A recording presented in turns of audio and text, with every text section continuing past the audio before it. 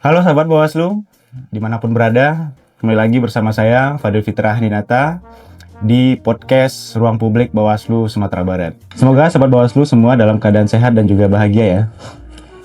Oke. Pemilu di Indonesia pasca reformasi tentu mengalami banyak perubahan ya.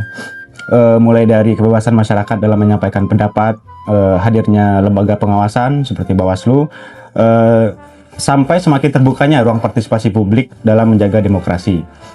Namun di tengah berbagai kemajuan itu, tantangan seperti politik uang masih menjadi persoalan bagi bangsa kita.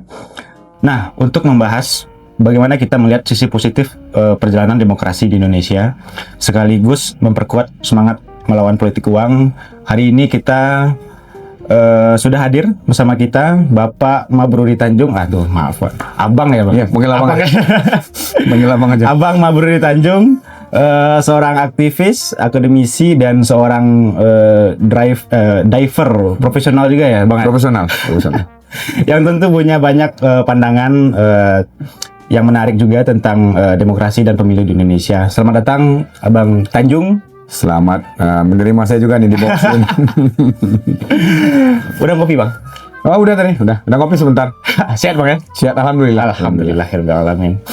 Nah Bang, dari yang disampaikan di awal tadi ya Bang ya, kalau melihat perjalanan sejak reformasi tahun 1998, menurut Abang sendiri apa aja sih Bang perubahan yang paling besar yang dirasakan masyarakat dalam pelaksanaan pemilu di Indonesia saat ini?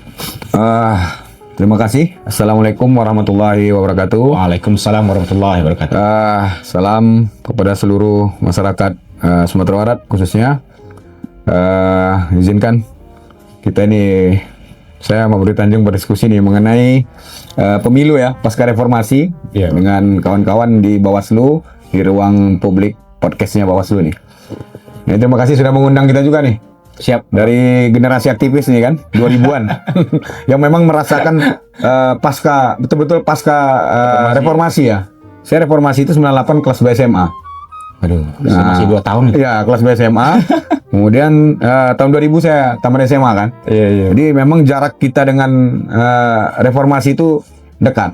Jadi begitu di kampus pun kita yang mengedukasi kita di kampus itu memang senior-senior kita yang terlibat langsung dalam proses reformasi itu, benar. Jadi secara secara emosional tuh generasi kami itu punya kedekatan dengan peristiwa 98, walaupun kami bukan pelaku langsung. Tapi dampaknya yang hanya 1,5 tahun ke generasi kami itu kental sekali. Kental sekali dia 98 itu.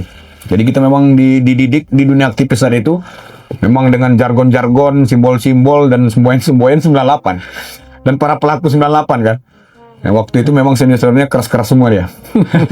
Tapi kami bersyukur bisa ada di era itu ya. Bisa ada di era itu. Saya panggilnya Bung apa nih? Fadil. Bung Fadil. Jadi tadi kembali ke pertanyaan Bung Fadil tadi mengenai bagaimana kita melihat demokrasi lah. Bisa kita bicara itu kan demokrasi khususnya pemilu nih ya, dalam konteks pemilu pasca reformasi sampai sekarang. Memang pasca 32 tahun pemerintahan Orba yang sentralistik dan bisa kita bilang otoritarian ya dalam pengertian demokrasi di Republik ini, memang reformasi itu memberikan angin yang segar, terutama dalam persoalan pemilihan. Kita kan biasa memang melihat demokrasi itu yang pertama adalah mengenai pemilihan umumnya ya. Nah, ini yang kemudian menjadi parameter awal kita nih. Bahwa negara ini demokratis tidak demokratis, bagaimana ini sistem pemilunya? Kan itu yang pertama menjadi acuan kita dulu. Benar. Partisipatif tidak ini. Ya kan? Semakin partisipatif, maka akan semakin demokratis lah. Nah, demokrasi di negara itu. Jadi kalau kita melihat dari sudut pandang itu, kalau saya sebenarnya melihat ada tren yang positif ya. Terutama awal-awal pasca 98 itu kan pemilu pertama kita itu tahun 99 ya. 99 itu kami sudah memilih itu. Pemilihan kami pertama itu.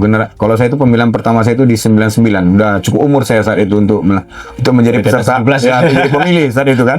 Udah umur 18 lah mungkin, 18 atau 19 saat itu tuh.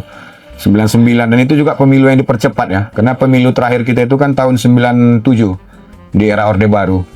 97 itu 96 ya 97 terakhir, kemudian baru 1 tahun pemerintahan Soeharto terjadi peristiwa 98.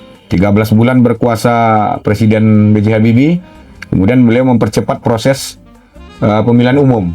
Nah, karena ini memang persoalan legitimasi rakyat untuk memimpin republik. Pak Presiden saat itu, Pak B.J. Habibie, menyadari itu, maka beliau tidak menunggu habis dulu periodisasinya, maka dipercepatlah. Saat itu pemilu pertama pasca reformasi itu tahun 99.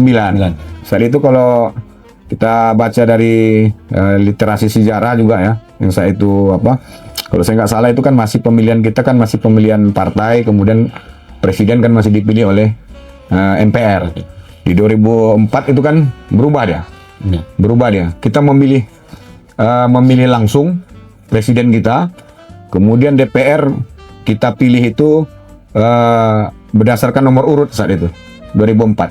Memang partainya dulu yang akan kita pilih, baru nanti berdasarkan nomor urutan calegnya. Di 2029 di pertengahan sebelum pelaksanaan pemilihan itu kan masih memakai mekanisme 2004, tapi di pertengahan saat itu 2009 itu berubah aturannya, kalau saya nggak salah saat itu, menjadi suara terbanyak. Nah, jadi sebenarnya kalau kita lihat dari 3 fase ini saja, pemilu 99, pemilu 2004, dan kemudian pemilu 2009, ini kan sebenarnya menunjukkan tren yang positif dari segi partisipasi publik. Dan kemudian partisipasi itu juga partisipasi langsung dia. Ya kan? Terbuka. Kita memilih orangnya langsung. Nah, karena memang seharusnya seperti itulah. Pemilu harusnya dilakukan. Dan makin tahun makin demokratis ya. Iya, semakin tahun, karena sejak pasca 2009 itu kan Bawaslu dibentuk 2007 lagi. 2008. Ya, 2007 itu. 2007, ya. Nah, 2007 pembentukan pertama Bawaslu. Dari pemilu berarti 2009, 2004. Kalau KPU kan 99 sudah dibentuk dia, 99, 2004, kemudian 2007 Bawaslu dibentuk untuk mengawasi pemilu di 2009. Artinya kan memang semakin ada kesadaran dari pihak pemerintah untuk bagaimana mengawal pemilu kita ini kan semakin demokratis. Karena dari tahun 99 itu kan kita sudah jargonnya sudah luber jurdil. Kalau di zaman Orde Baru luber saja, langsung umum bebas rahasia, tapi tidak ada jurdilnya. Di tahun 99 itu lubernya sudah ditambah dengan jurdil, jujur dan adil. Jadi saya lihat memang trennya pemerintah saat itu, karena memang semangat reformasi lagi tinggi juga ya. Kemudian aspirasi juga semakin mengencang dari pihak masyarakat kan, dorongan untuk semakin demokratis negara ini. Dia kemudian semakin baik ya. Baik secara kelembagaan, kemudian secara pelaksanaan juga. Ada KPU, ada Bawaslu, kemudian juga aturan mengenai undang-undang pemilu juga dirubah semakin lebih representatif, partisipatif. Itu kalau menurut saya bagus sebenarnya. Itu kan berembus dari semangat reformasi ya. Iya. Apalagi sampai 2014, 2019, 2024. Terakhir kemarin kita di 2024 ya kan. Jadi semakin periode pemilu itu semakin demokratis ya, semakin baik ya. Ya, dalam kacamata saya sebenarnya ini di luar konteks yang lain ya, di luar konteks yang lain. Tapi dalam konteks berdemokrasi, pemilu kita sebenarnya sudah sudah mengarah ke tahapan-tahapan yang bagus secara secara idealnya, secara teoritisnya itu sudah bagus ya. Walaupun mungkin fakta di lapangannya masih banyak nih yang harus kita diskusikan nih sore ini. Yang masih banyak harus kita diskusikan ini. Oke. Ya, jadi emang secara idealnya ya memang lebih baik. Nah, selanjutnya menurut Bapak seberapa penting sih keberadaan Bawaslu dan keterlibatan masyarakat dalam mengawasi pemilu agar yang jurdil tadi itu kita bisa terapkan gitu? Sangat penting. Jadi kalau menurut saya nih, Bung Fadil ya, semakin independen lembaga ini, kemudian ada pula pengawas yang independen juga. Tentu harapan kita sebagai masyarakat, pelaksanaan ini juga semakin bagus dia. Baik. Oke. Walaupun, nah ini walaupun, sebenarnya saya ada ingin mengkritik sedikit. Silakan, Bang. Ya, karena memang sampai hari ini nih yang membuat kemudian pemilu kita ini menjadi cacat dalam tanda kutip ya menurut saya nih, bukan konsepsi idealnya, karena konsepsinya ini sudah dibuat seideal mungkin nih. Justru yang menjadi cacat itu kalau menurut saya adalah kelembagaan ini. Nah, karena pertama kita tidak bisa mengatakan bahwa KPU dan Bawaslu ini pure independen 100%. Walaupun secara tekstualnya ya, secara narasinya dinarasikan seperti itu. Nah, itu bisa terlihat dari mana? Proses rekrutmen. Saya memang udah beberapa hari ini saya mulai agak mencari-cari sedikit nih. Karena saya juga dalam beberapa pemilu ini kan terlibat langsung nih. Ya, sebagai pelaku juga di lapangan. Nah, kemudian dari situ saya belajar kemudian. Karena saya merasa memang, tidak merasa ya, tapi ini mungkin kenyataan, tapi kan tidak terekspos. Bahwa rekrutmen di KPU, rekrutmen di Bawaslu itu sangat kental dengan politik. Sehingga harusnya lembaga penyelenggara pemilu dan lembaga pengawas pemilu yang kita harapkan sebagai lembaga pure independen, kemudian menjadi tidak independen. Sedikit banyaknya terjadi singgungan di situ, kepentingan. Karena rekrutmen anggota KPU, rekrutmen anggota Bawaslu, walaupun secara peraturan perundang-undangan sudah diatur dia, tapi di bawah tanah ini kerja-kerja politik berjalan dia untuk mendudukkan siapa anggota KPU ini, siapa komisionernya, begitu juga Bawaslunya. Ya, sehingga orang-orang yang terpilih di Bawaslu dan orang-orang yang terpilih di KPU tidak bisa mengatakan dia independen. Mungkin dari mulutnya ya dia mengatakan independen, dari hatinya saya yakin dia tidak bisa mengatakan dia independen, karena dia memang bertendensi bersinggungan dengan orang-orang politik ini tadi, yang punya kepentingan besar di badan penyelenggara pemilu dan badan pengawasan pemilu. Nah, ini yang kemudian kalau kita ingin membuat demokrasi pemilihan di Indonesia ini menjadi lebih baik, sekarang kita harus berpikir bersama nih, gimana caranya KPU sebagai badan penyelenggara pemilu dan Bawaslu sebagai badan pengawas pemilu, rekrutmennya ini tidak lagi bersinggungan dengan politik. Itu tugas pertama kalau menurut saya. Sehingga lembaga ini betul-betul bisa kita harapkan menjadi lembaga profesional dan menjadi lembaga yang betul-betul independen. Nah, ini bukan karena ada memo saya, Bung Fadil jadi anggota Bawaslu. Waduh. Ya kan? Itu tidak pernah diakui secara publik. Tapi itu menjadi rahasia umum. Oke? Dan kita orang-orang di politik juga mencium aroma-aroma itu. Ya, jadi ketika Bung Fadil selaku, misalnya saya selaku orang yang punya kepentingan politik dalam kontestasi, karena Bung Fadilnya rekrutmennya atas memo saya, tentu Bung Fadil memiliki memiliki hutang budi, merasa punya hutang budi ke saya. Jadi ketika saya misalnya merasa butuh sesuatu, ketika saya berbicara minta tolong kepada Bung Fadil, sedikit banyak mungkin Bung Fadil mungkin akan berusaha menolong. Saya harus penuhi berarti. Ya. Dalam tanda kutip juga ya. Iya. Nah, ini yang pertama yang menurut saya tuh yang harus kita robah ini Bung Fadil. Nah, ini masukan saya kepada pihak penyelenggara, bagaimana ini rekrutmen? Karena sebentar lagi ini mau rekrutmen nih. Tahun ini apa tahun besok ya? Tahun depan. Tahun depan kan? Bulan Juni kalau saya nggak salah. Nah, itu akan ada rekrutmen anggota KPU dan Bawaslu baru ya, untuk persiapan di 2029. Nah, bagaimana nih memutus mata rantai ini? Nah, bahwa komisioner KPU dan komisioner Bawaslu itu betul-betul orang-orang yang direkrut. Ini yang menjadi masalah di Republik ini. Orang-orang yang direkrut di Republik ini kebanyakannya begitu. Di banyak kelembagaan negara seperti itu semua. Pasti ada tendensinya. Ada bawa-bawa politik praktisnya di situ. Nah, sehingga susah kita. KPK sekalipun begitu kan.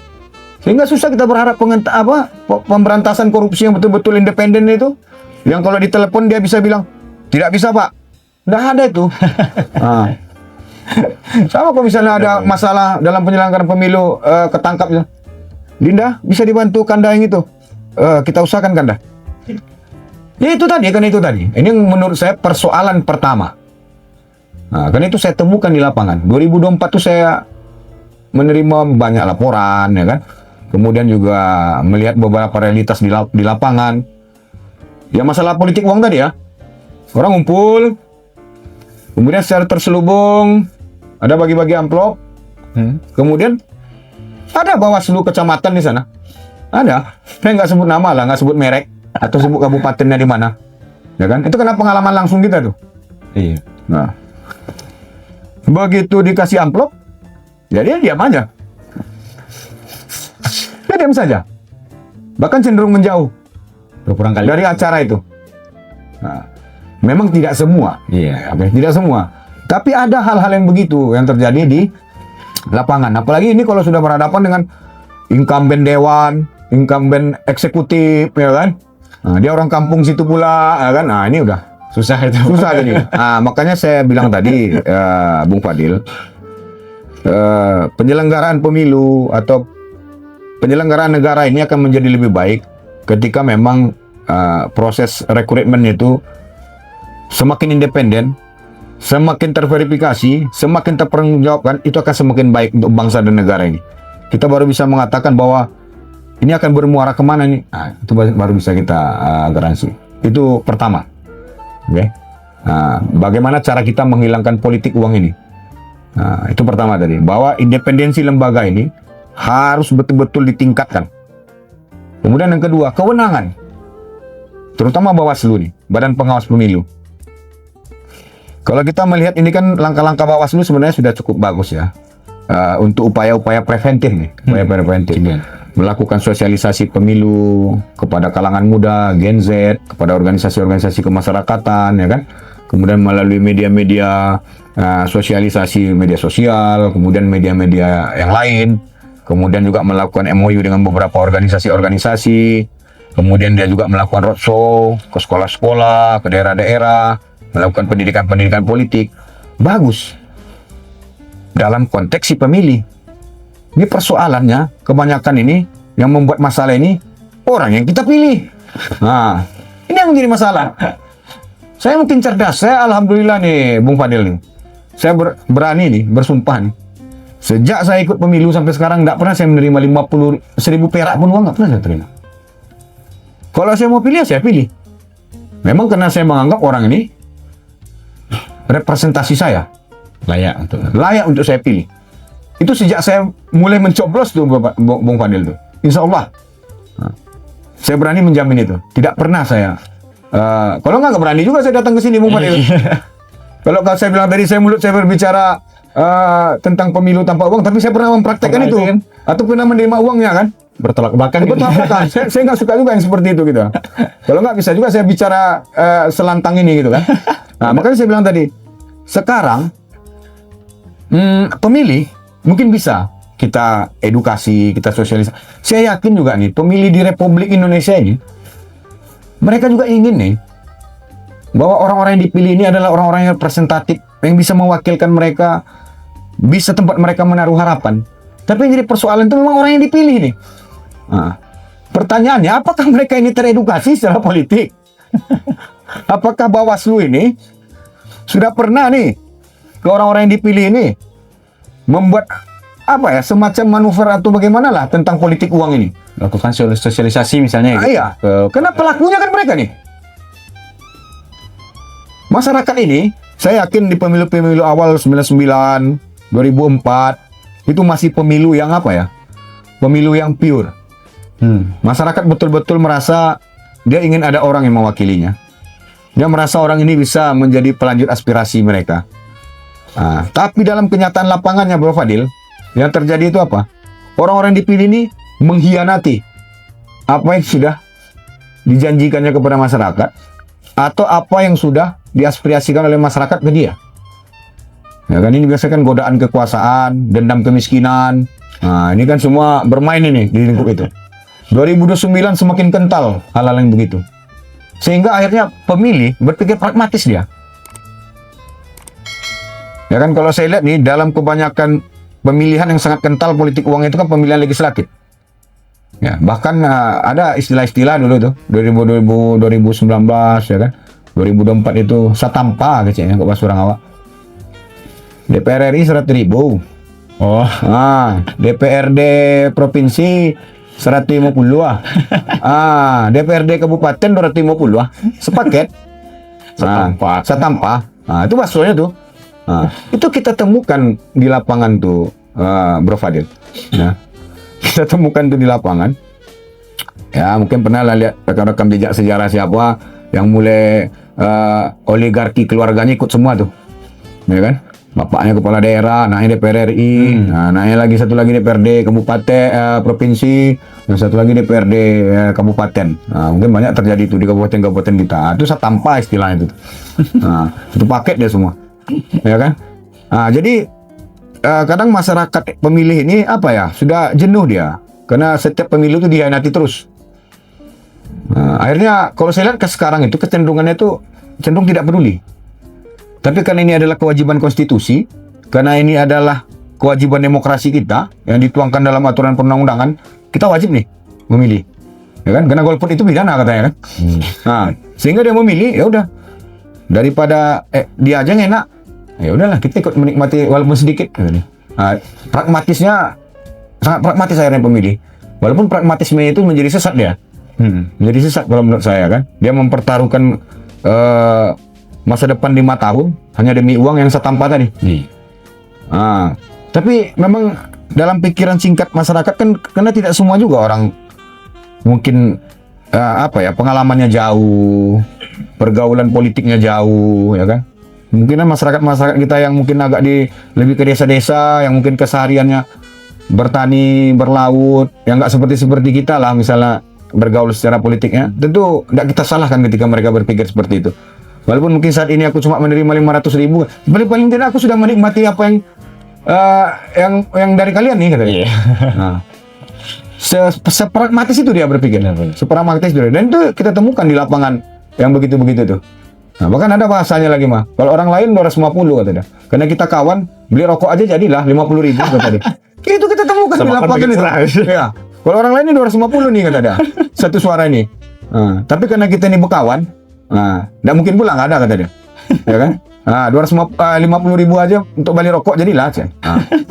Kami pilih kawan aja. Tapi kalau nggak akan dipilih juga kawan dong. Yang seperti itulah. Jadi pemilih kita itu sudah sering merasa dihianati oleh orang yang dipilihnya. Sehingga kemudian cara pandangnya berubah.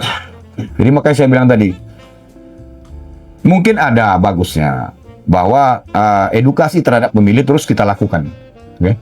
Dari waktu ke waktu. Tapi persoalannya pada orang yang kita pilih.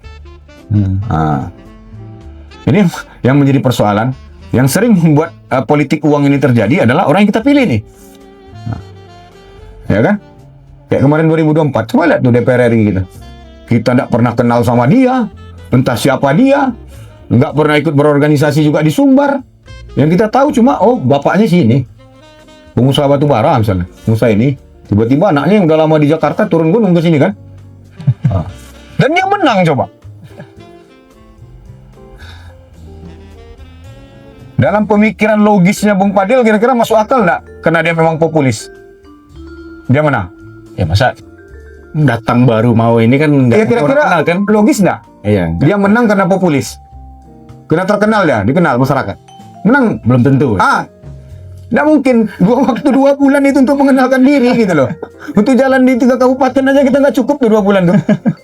Kalau saya nih orang-orang biasa di grassroots nih, kalau mau maju 2009, perang ini sudah kita mulai nih di tahun 2024 awal kemarin. 5 tahun kita menyiapkan itu, ya kan? Kalau dia kemudian hanya menyiapkannya 2 bulan, atau mungkin 5 bulan lah kita anggap sebelum kontestasinya dimulai, logis nggak? Kita agak meragukan. Dia menang. Benar. Kalau nggak pakai duit ya. Ini kalau kita mau bicara terbuka. Ya, benar. Karena memang di Republik ini kadang kita kurang itu tadi dia. Orang baik banyak, jujurnya yang kurang nih. Ini. Kadang kita nggak mau berjujur-jujur ini. Karena ini kalau kita ingin mengkoreksi ini, bagaimana kemudian pemilu kita ini semakin hari semakin baik. Karena saya juga ya sedikit banyak berpolitik juga. Nah, kalau kayak kita orang miskin kayak begini nih, Bung Fadil berpolitik kayak gitu, dari mana duitnya ya kan? Ngeluarin 1 M, ya bagus saya bangun usaha lah. Iya. Yang 1 M juga belum tentu menang, coba ya kan? Bangun minimarket, jelas tuh uangnya kan? Nah, sedikit banyak pasti balik dia. Benar. Cuma kadang kita memang memiliki hasrat untuk melakukan sesuatu kepada masyarakat. Untuk berbuat baik ini sebenarnya jalur paling bagus itu adalah di politik. Nah, karena di sana itu unlimited loh gitu. Beda misalnya, kalau saya punya uang, mau berapa banyak sih saya mau bantu masyarakat? Uang pribadi cuma. Tapi kalau uang negara, itu tergantung keinginan baik kita lagi kan. Iya. Nah, Karena kita punya sementara kekuatan. sumber daya itu sudah disiapkan oleh negara. Iya.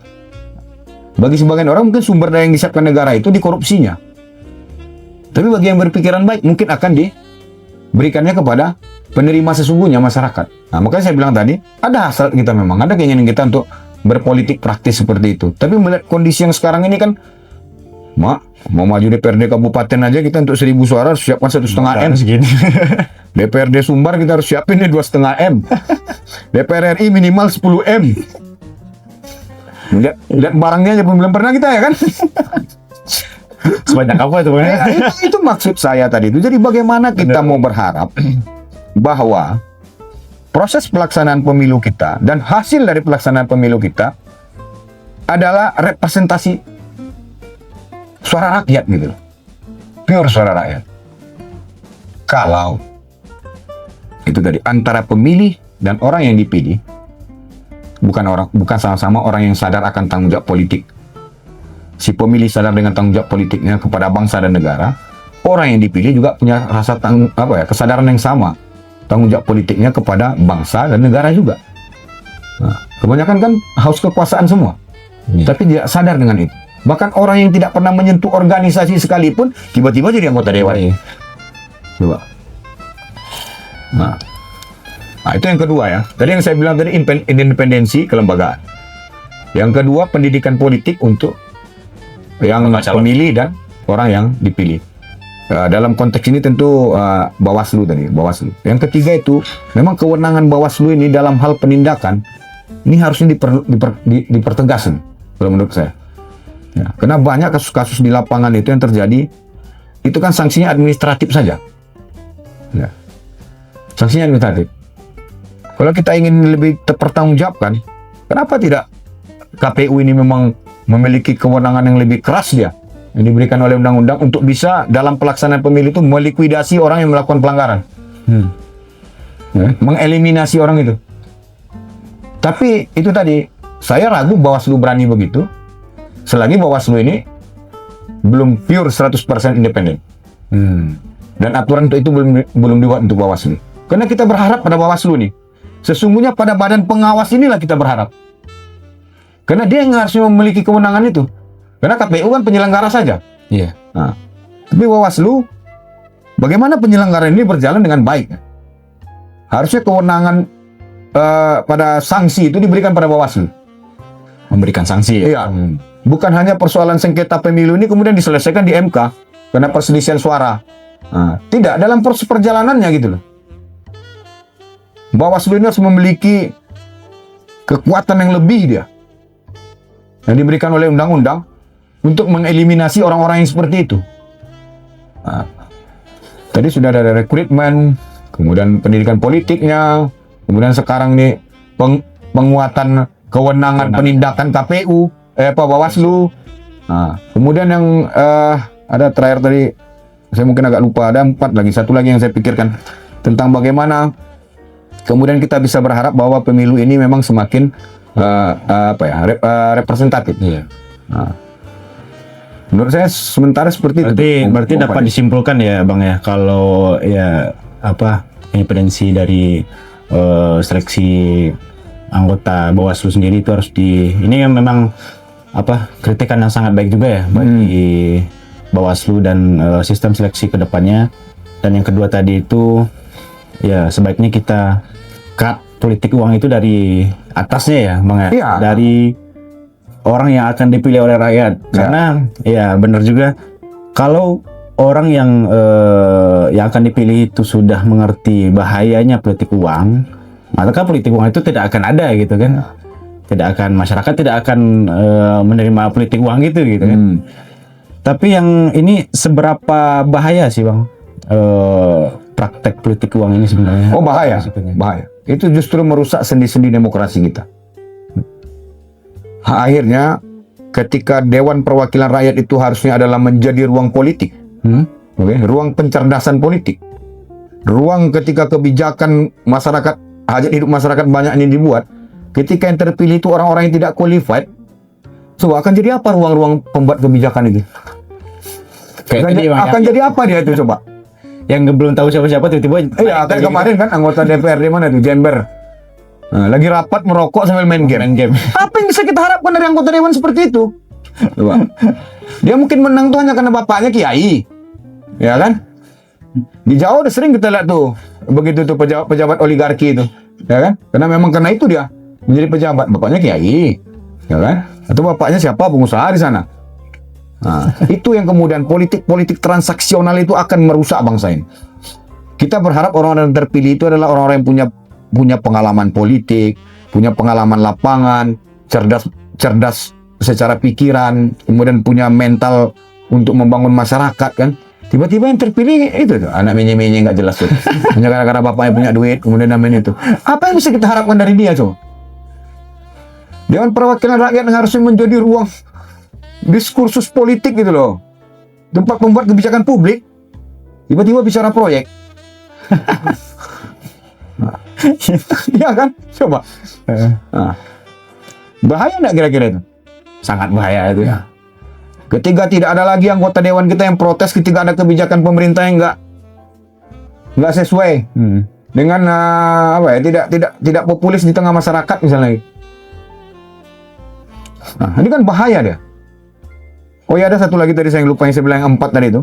Baru teringat saya. Bisa nggak kita misalnya ini? Saya nggak tahu ya.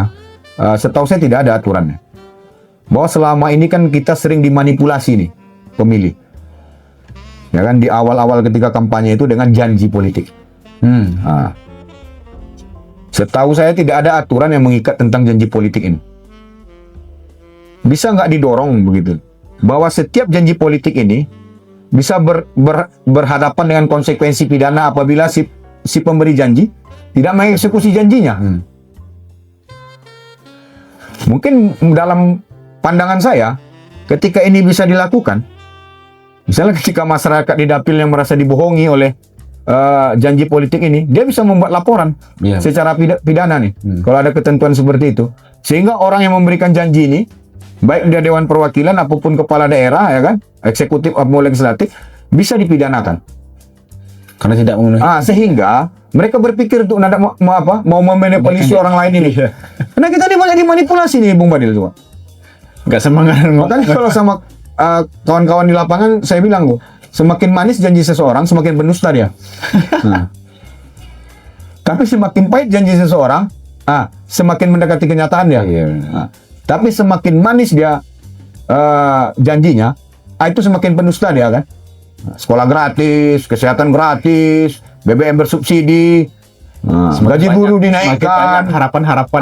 Itu saya semakin yakin tuh kekinian tuh semakin pendusta orang. Bisa nggak janji-janji politik seperti itu kan ketika kita mendaftar nih di KPU, kan dimasukkan tuh visi misi, ya kan? Ada janji politik di situ tuh. Bisa nggak dalam konteks penindakan nih Bawaslu tuh menjadikan janji politik ini kemudian sesuatu yang bisa dipertanggungjawabkan secara hukum, sehingga orang mulai takut. Orang ikut kontestasi ini ada perasaan takut dia untuk berjanji yang kayak begitu-begitu. Karena masyarakat kita ini kan tidak sama tingkat kesadaran politiknya, tidak sama tingkat pendidikannya. Ya kalau kita ini aja bisa terbuai kadang ya kan, apalagi yang kawan-kawan yang di bawah-bawah ini. Bener. Dikasih surga semua dia kan, walaupun cuma air ludah aja surga ini.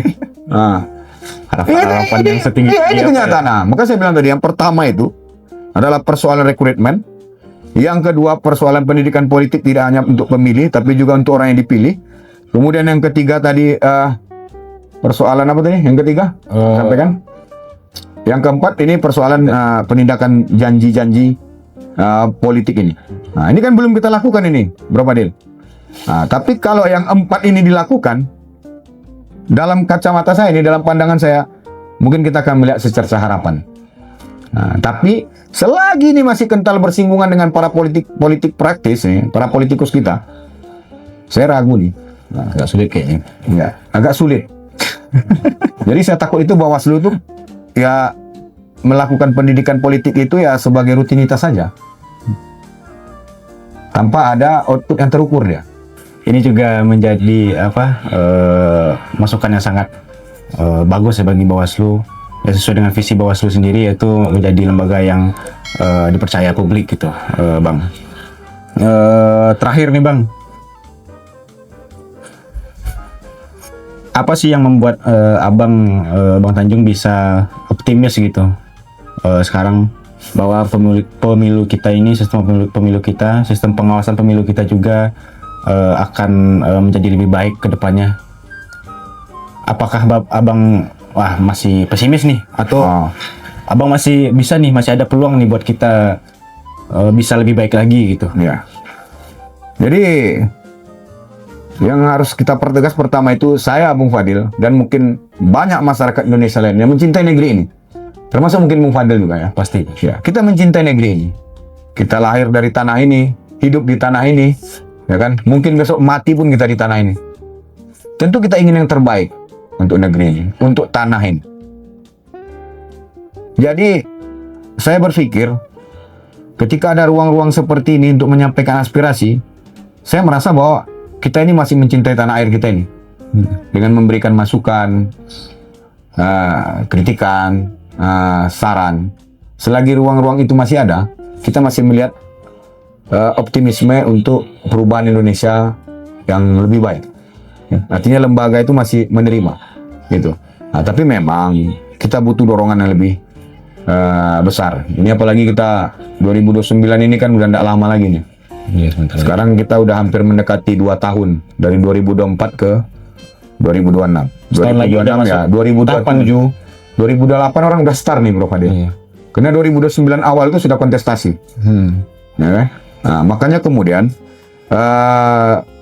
ruang-ruang partisipasi ini semakin dibuka lebar, itu akan semakin baik dia, Bro Fadil. Makanya saya tidak sependapat atau tidak begitu suka dengan ide-ide kemarin yang dilontarkan oleh pemerintah pusat bahwa pemilihan dewan yang akan dipilih cuma partainya saja. Kemudian pemilihan kepala daerah akan ditunjuk oleh presiden, gubernur, wali kota, bupati, ditunjuk oleh Mendagri dan gubernur. Nah, itu membunuh demokrasi. Ya, itu harus kita pertegas. Orang-orang yang berpikiran seperti itu, dan bahkan elit-elit politik yang ada di belakangnya juga yang berpikiran seperti itu semuanya pengkhianat demokrasi, pengkhianat reformasi. Mungkin di zaman reformasi ada dia di situ. Tapi kalau hari ini dia menyetujui itu, maka dia mengkhianati apa yang dia perjuangkan 28 tahun yang lalu. Ketika tahun 98. Karena semakin tertutup ruang partisipasi publik, maka saya yakin semakin tertutup demokrasi. Benar. Setuju. Nah, semakin terbuka ruang partisipasi publik, maka semakin diapresiasi demokrasi kita. Makanya wacana-wacana seperti itu mau dijustifikasi seperti apapun, itu tidak demokratis. Tidak ada pelaksanaan demokrasi yang seperti itu. Sudah melukai itu. Nah, itu hasrat kekuasaan mereka yang ingin bicara itu. Tapi dijustifikasi dengan justifikasi demokrasi. Iya. Gitu loh. Pemilu berbiaya tinggi. Ya kan? Adanya miskomunikasi ya. Ya, kan itu yang dibangun narasi-narasi pemilu berbiaya tinggi, kemudian pemilihan yang kemudian tidak memilih orang yang tepat, ya kan? Itu kan karena memang sistem bekerja untuk yang seperti itu, sehingga apa ya? Terpilihlah orang-orang yang tidak qualified, kemudian berbiaya tinggi. Yang membuat biaya tinggi siapa? Partai politik kan? Ya, partai politik yang membuat biaya ini tinggi coba. Tapi karena hasrat yang tadi itu ya, Pak. Iya. Karena hasrat ingin berkuasa tadi, gitu. Benar-benar. Ini yang harus kita waspadai nih. Wacana-wacana seperti ini, wacana-wacana yang membunuh demokrasi. Tapi dibungkus demokratis dia. Nah, selaku kita orang-orang kritis nih, itu harus dikritisi. Makanya dari awal saya bilang tadi, saya akan mengkritik nih. Wacana seperti itu mau saya kritik. Itu membunuh demokrasi. Oke, terakhir banget nih Bang Tanjung. Ada nggak closing statement dari Abang atau pesan-pesan buat sahabat-sahabat Bawaslu yang sedang menonton? Apa sih yang harus mereka lakukan, atau apa pesan-pesan Abang lah intinya? Oh, siap Bung Fadil. Sampaikan saja langsung ke sahabat Bawaslu. Oke, sahabat Bawaslu semuanya, kita sesama anak bangsa nih, sesama orang-orang yang mencintai negeri ini, ingin negeri ini menjadi negeri yang lebih baik dan maju ke depannya. Mulai dari sekarang terlibatlah dalam perpolitikan kita, menjadi generasi yang peduli terhadap kondisi bangsa, kemudian menjadi generasi juga yang melakukan sesuatu untuk keadaan negeri ini. Walau sesedikit apapun itu, kalau dalam bahasa agama kita selama-lama iman nih, ketika kamu jadi pemilih, memilihlah dengan cerdas. Oke, hindari politik uang. Pikirkan nasib bangsa kita ke depan. Jangan pikirkan apa yang kita dapatkan dalam sesaat saja. Jadi bangsa ini akan menjadi apa ke depannya, itu tergantung tindakan kita. Nah, maka bertindaklah, berpikirlah yang lebih baik untuk kemajuan bangsa ini ke depan. Karena generasi kita ini yang akan, dan generasi di bawah kita ini yang nanti akan menyambut nih tanggung jawab dalam melaksanakan atau menjalankan negara ini ke depannya. Maka mulai dari sekarang ini jadilah generasi yang cerdas dan peduli terhadap bangsa ini. Seperti kata tokoh nasional kita, Tan Malaka, kita tidak akan berunding dengan maling di rumah kita sendiri. Oke? Jadilah generasi bangsa yang cerdas dan mencintai negeri ini. Terima kasih. Oh, mantap. Luar biasa. Baik, tidak terasa sudah 30 menit kurang lebih kita berdiskusi bersama Bang Tanjung. Semoga apa-apa pesan-pesan dan hasil diskusi tadi bisa menjadi pelajaran dan bisa menjadi kebaikan untuk kita semua. Semoga Bawaslu dan demokrasi di bangsa kita bisa menjadi lebih baik lagi. Oke, kita ada tagline dulu. Tuh, mantap.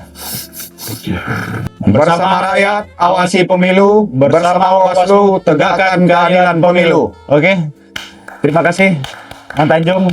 Sampai jumpa. Terima kasih Bung Fadil. Sahabat Bawaslu.